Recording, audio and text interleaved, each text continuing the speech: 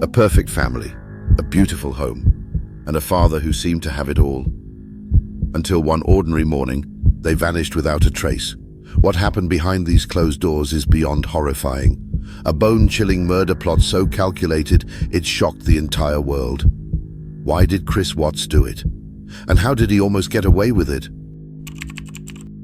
In August 2018, Shanann Watts and her two young daughters, Bella and Celeste, vanished from their home in Frederick, Colorado. At first, it appeared to be a tragic missing persons case, but what followed was a jaw-dropping unraveling of lies, infidelity, and the unimaginable. Shanann Watts was more than a name in a headline. She was a vibrant, loving mother with a magnetic personality and a deep passion for life. At 34, she had overcome significant health challenges, including a diagnosis of lupus, and used her experience to inspire others. Through her Facebook videos, she openly shared her journey, often speaking about resilience, gratitude, and the love she had for her children and her husband, Chris Watts. She wasn't afraid to be vulnerable. Shanann spoke with raw honesty about her marriage, praising Chris for being her rock, someone she believed had stood by her in difficult times. To the outside world, they looked like a tight-knit, loving family, admired not just for their strength, but for the joy they seemed to radiate. Bella was sweet-natured, thoughtful, and full of wonder.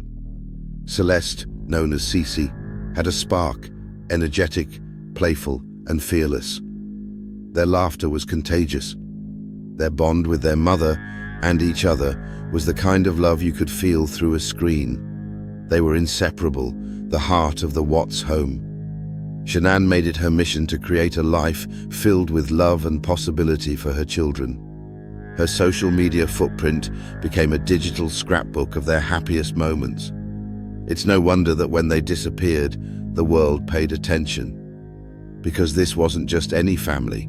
This was the family so many saw themselves in. Chris Watts was quiet, reserved, a man who seemed to live for his family. On social media, he was the dad playing with his daughters in the backyard, the husband smiling next to his pregnant wife, Shanann Watts. Friends, neighbors, even co-workers described him as gentle and unassuming. But when Shanann and the girls vanished, Chris stepped into the media spotlight. He gave interviews, he pleaded for their return. But something felt off. His tone was flat, his eyes were distant. There were no tears, no urgency. His calm demeanor raised no red flags at first, but in hindsight, those interviews would become infamous. Viewers began to pick up on it. The body language, the lack of emotion, the way he swayed side to side, arms crossed protectively. His words were saying one thing, but his eyes told another story entirely. What was hidden behind the stillness in his stare? Was this grief or guilt? In the age of viral analysis, millions began to search Chris Watts' interview breakdown and Chris Watts' behavior, trying to make sense of it all. Could someone really lie so calmly? Could a father hide such darkness in plain sight? On the morning of August 13th, 2018, Shanann Watts returned home from a business trip to Arizona. Her close friend Nichol Atkinson had dropped her off around 1:48 a.m. But as the day progressed, Nichol grew increasingly worried. Shanann missed a scheduled OB/GYN appointment, failed to respond to texts or calls, and hadn't updated her thriving social media pages, a rare silence from someone so active. Nichol, sensing something was terribly wrong, drove to the Watts house. The door was locked. No one answered. Shanann's car was still in the garage, her shoes by the door. She called the police for a wellness check. Inside the home, police found Shanann's purse, wallet on the counter, the wedding ring on the nightstand, and her cell phone. There was a missing sheet from the master's bedroom, and the beds were unmade, which was unusual for Shanann. But there were no signs of struggle, no signs of the girls. Their blankets and toys were untouched. The silence was eerie. Something didn't feel right. When Chris Watts arrived, his reaction seemed off. He was quiet, mechanical. He claimed Shanann had taken the girls on a play date, but couldn't name where. He didn't ask many questions. He didn't cry. The officers noticed. So did Nichol.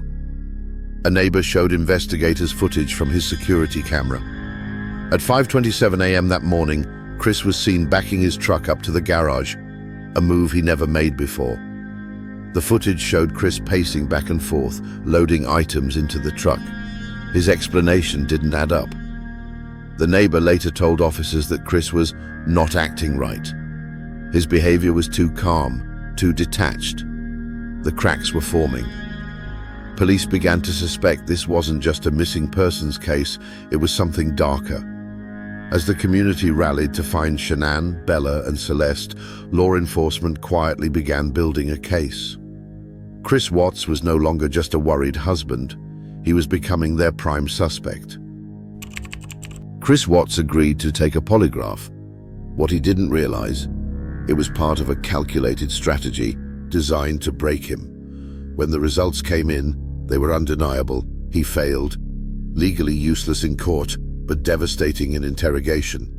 Then came the twist. Watts claimed he saw Shanann kill their daughters and snapped, killing her in retaliation. A desperate lie. Investigators weren't buying it. His story didn't match the timeline. His body language screamed deception, and they knew. They just needed him to crack. And the next day, he did. Watts confessed to strangling Shanann in their bed. She was 15 weeks pregnant with their son, Nico. As he finished, their oldest daughter, Bella, may have walked in. What happened next chilled the nation. According to the medical examiner, he smothered his two daughters. There were defensive wounds showing that Bella fought back for her life. Celeste had no such injuries. With his family bodies in the truck, Chris drove to a remote oil field. Then, he forced their tiny bodies through an 8-inch oil tank hatch. He buried Shanann and baby Nico in a nearby shallow grave. Silent, isolated, industrial. Even hardened detectives were shaken. This wasn't a crime of passion. It was planned, precise, inhuman. So the question remains, how does a man who kisses his daughters goodnight become a monster before sunrise? What darkness lives behind the perfect family photo? The answer to why Chris Watts killed his family partly lies with Nichol Kessinger, a co-worker at Anadarko Petroleum. Their workplace friendship quickly turned into an affair. Chris had distanced himself from Shanann, building an alternate life with Nichol, where he was free from responsibilities. Chris told Nichol that he and Shanann were separating, but there was no divorce filed. Shanann had no idea about the affair. Chris created a double life, lying to Nichol while deceiving his family. He began planning, searching online for how to prepare for a separation while pretending to be a loving father. In the weeks leading up to the murders, Chris wrote romantic notes to Nichol, telling her how deeply he felt for her. One letter dated July 3rd said, "Big things will happen this year. Dreams will come true. You are wonderful. Don't ever stop being you." And just weeks before the murders on July 30th, he wrote another note. "The first day I saw you, you took my breath away. I knew I was addicted." These messages underscore the intensity of Watts's feelings for Kessinger during that period.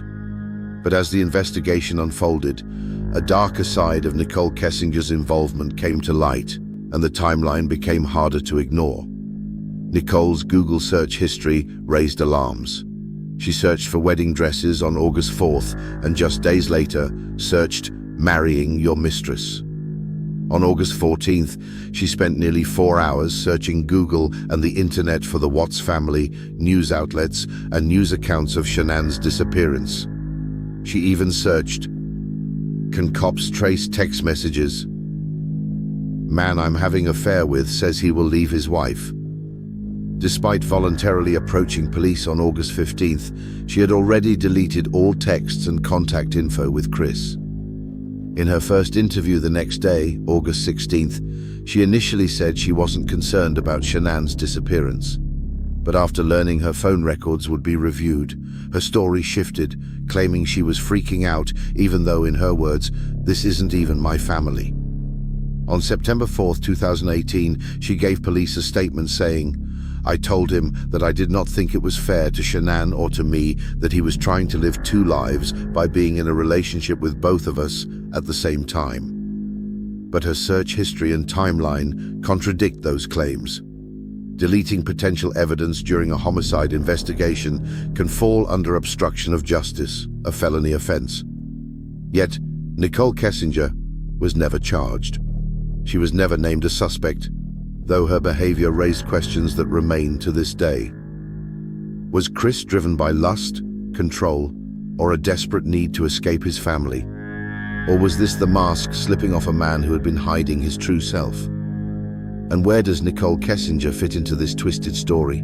Victim or something more?